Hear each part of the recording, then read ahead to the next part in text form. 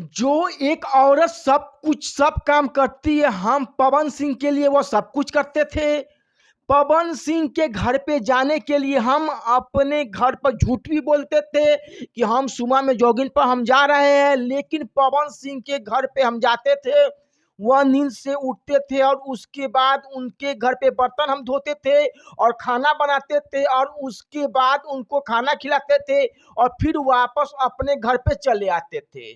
मतलब कि अर्चना सिंह से जब यह सवाल पूछने वाला आदमी जब यह कहता है कि क्या उनको आप अपने मन से पति पत्नी में सम्मान चुके थे, तो तब अर्चना सिंह कहती है, आप जो समझ लीजिए जो आपको लगे। अर्चना का कहने का मतलब यह होता है कि उनका भाव होता है, जो कहा जाता है कि कई बार आदमी कुछ न बोल कर भी बहुत कुछ बोल जाता है। तो उनका कहने का मतलब यह होता है उस खामोशी में, हाँ, हम पवन सिंह को अपना पति मान चुके थे। मतलब कि उनको मन से